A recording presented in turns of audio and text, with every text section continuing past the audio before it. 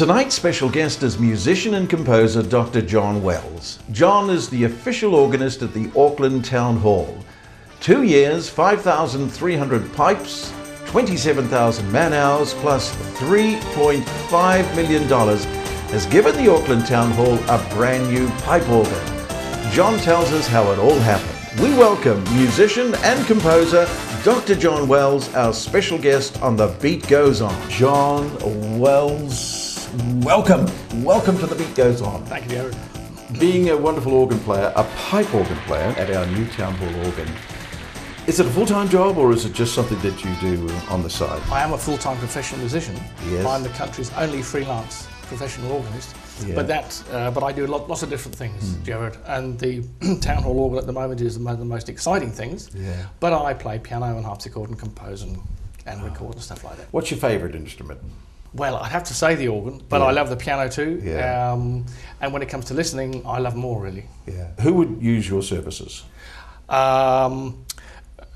The APO, the orchestra here, Yeah. the university, Yeah. private students come in, so I guess their parents are using my services. Yeah. People commission me to write things, to compose things.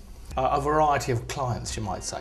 What attracted you to the pipe organ? Well, all the wrong reasons really, Gerard. I was dragged along to church when I was young, like a lot of us, and I was bored out of my tree, and Yeah. I saw this joker in the chancel playing these keyboards, and I thought, that looks interesting. This could be more fun than sitting in the pew. Yeah. So I went up and introduced myself, and he introduced himself, and he took me under his wing and gave me my first organ lessons. And it all went from there. Had you played piano before that? Indeed, Oh, you yeah, did. So yeah. you had the fundamentals about... It's a very good Yeah. point, Gerard, actually. You do need to have some kind of finger discipline before you hit the organ, because there's lots of things to think about on the organ. Now this concept of a pipe organ, it goes back, it's medieval, it goes back... Much So earlier. what's the history of a pipe organ? Much earlier. When the organ hit the church in about from between 12 and 1300 AD, this was in the second half of its existence. Really? Yeah. It was invented about 250 BC, and it was a civic, a ceremonial, a social instrument. Nero had one on his yacht. Any good party, if you had the money, had an organ. Had a pipe organ. Had a pipe organ. Yeah, Yes, they yeah. were pipe organs. They Yeah. were blown a slightly different way. Yeah. Now, when the Christian church started, and the Christians were persecuted in the circus in Rome, for example, that was to organ music. They had organ music in there to rock up the crowd. So you can understand why the early Christian church didn't like organs at all. Yeah. And it was only much later that the organ went into the church. So what we're doing now at our city's town hall is actually it's the original way that organs were used. Yes. For civic, ceremonial and social reasons. Now, what creates the sound in a pipe organ? Well, if you think of a recorder, when you blow the air down a recorder, Just an ordinary, you just put the recorder on its end and you have a little pipe rack of 61 recorders for your manuals, and you provide a little valve mechanism and you're away. Gosh. Now, some of these pipes are massive, aren't they? The biggest pipes are about 10 metres long, and that's not including the bit at the bottom we call the boot, where the wind comes in and it kind of funnels up into the mouthpiece. It's from the mouthpiece that you reckon the and length. why? And the circumference? Oh, and- certainly, yeah. certainly. The smallest ones, put in your pocket. Now, before they spent the $3.5 million on the new pipe organ, what was in place, and what did the new one replace?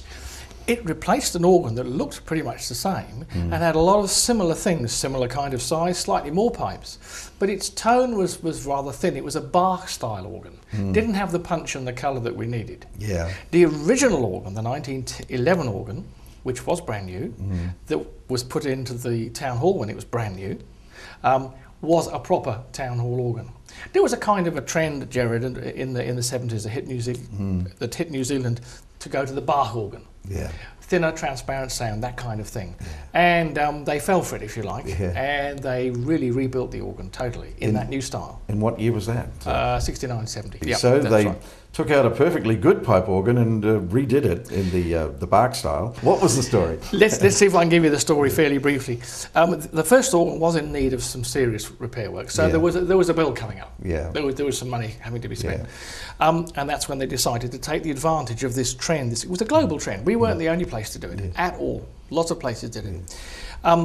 But it was fairly clear some years after the new organ went in that it wasn't what we call driving the room. In other words, you went halfway down the hall and the whole power fell off, the whole impact on the colour. And by the time, I mean, I went overseas and I came back, and it was very obvious to me then, and to others, we've really had 30 years of people saying, have you got any more? And I'm saying, no, sorry, that's it. Okay. This project actually started 10 years ago. And I guess I'll take the credit for starting it with two colleagues.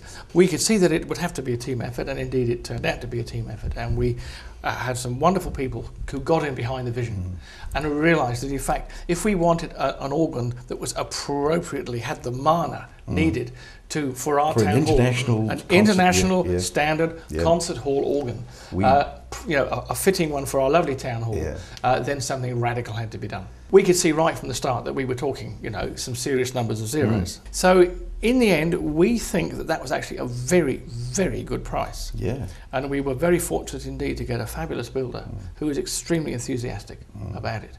And he's done a very, very fine job. Where did you think the millions were going to come from? Right from the beginning, some people said the city should pay for the whole thing because it's the city's organ.